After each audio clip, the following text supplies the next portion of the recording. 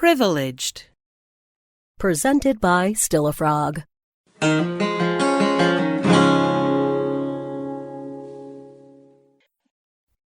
She'd just purchased a new dress from JCPenney's, shoes to match, and the cutest little necklace. This was their first major event as a couple. Their party circuit debut, you could say, inasmuch as they had any sort of party circuit or social circle or really any collective nightlife of which to speak, as they were only a little over 2 months into dating.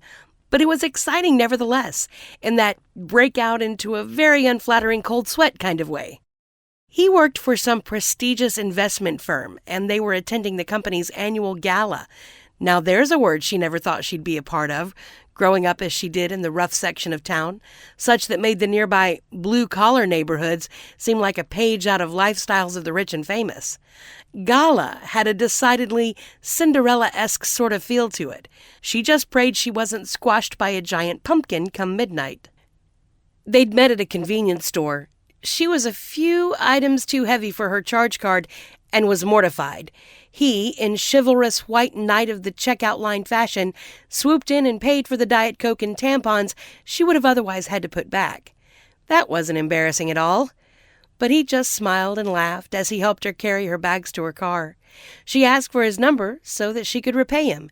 He happily gave it to her. How do you start a relationship with a guy who had to bail you out of a Playtex emergency at a 7-Eleven? Now there was one to tell the kids about someday. But thinking back on the episode, his easy and gallant demeanor, there was something about it that made her grin and blush, so she called, on her way home. He picked up immediately and said, "Got the money already?" She giggled. From then on, it was a love story blessed from the 10 items or less line beginnings. She made no pretense about the fact that they came from 2 different worlds. 2 very different worlds. As in, forget Mars and Venus. More like if he was from Mars and she was from an exoplanet orbiting a totally different universe.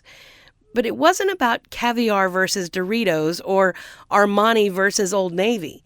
It was about 2 people from diverse backgrounds who managed to shed the clothes of their respective upbringings when they were together, both figuratively and literally. And just laugh and talk about anything and everything. And then, of course, the sex, well, again, she just grinned and blushed. Now, the gala beckoned. He seemed a bit on edge, debonair in his tux and tie, his dark hair gorgeously tousled despite efforts to tame it. "Do you like?" she twirled. "You look stunning in it," he quietly observed. "Where'd you get it?" "The mall, JCPenney's," she offered. He kissed her and then, standing back, admiringly said, "JCPenney should pay you for what you do to that dress." The gushing sentimentality flowed in abundance all the way there, until they walked into the place. She could see this instantaneous change in him.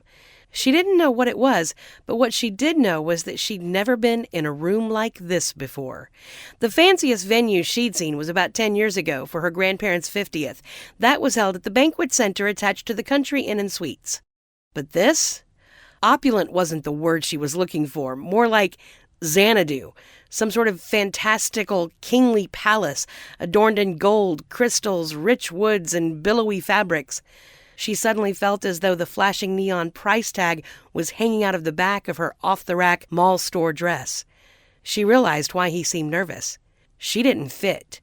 Despite his assurances to the contrary, she just didn't fit. They'd been seated with some of his colleagues. He introduced her around the table, somewhat stiffly. She couldn't help but intuit.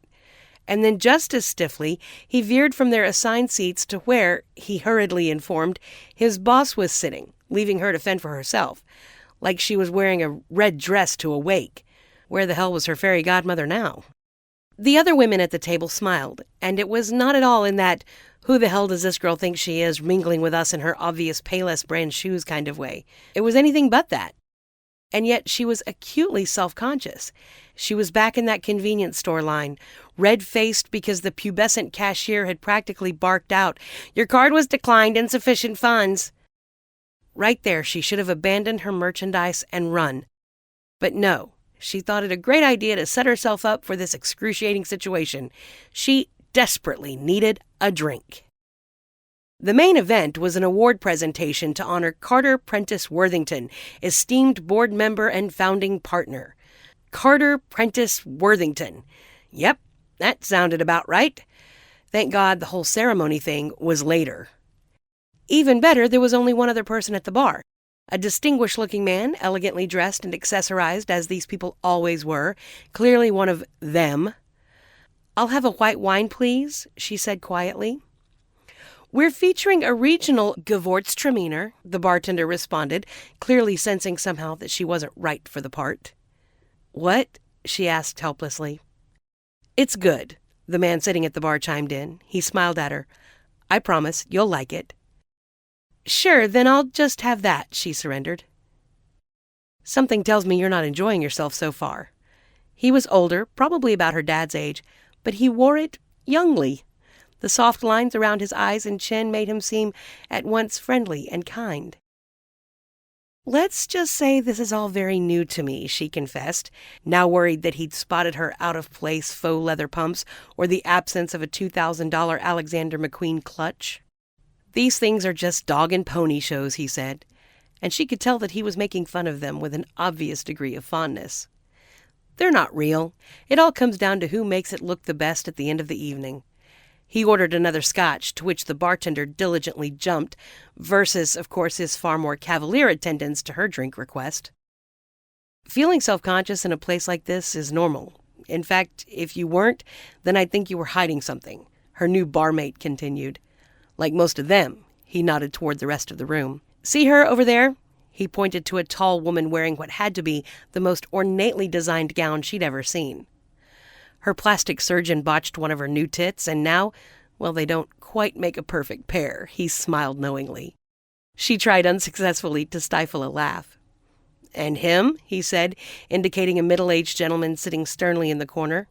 "He's busy watching his wife flirt unabashedly with the guy she's sleeping with, his soon-to-be ex-golf fourth. And that guy? That guy is deliberating whether or not tonight is the night he'll finally tell his fiancée he prefers her brother. Most of these folks are here to put on a show. They dress the part, and for a couple of hours, they dream they have it all, at least until they return to their everyday screwed-up lives." She liked the guy. Definitely the antithesis of what she'd expected when she first sat down. And amazingly, she was beginning to feel a little better about the evening. Not quite good, mind you, just somewhat better. "Thank you," she said. "I needed to laugh." "Even the man of the hour, Mr. Carter Prentice Worthington himself? I'm sure he's got his own closet full of botched boobs and cheating wives," he grinned.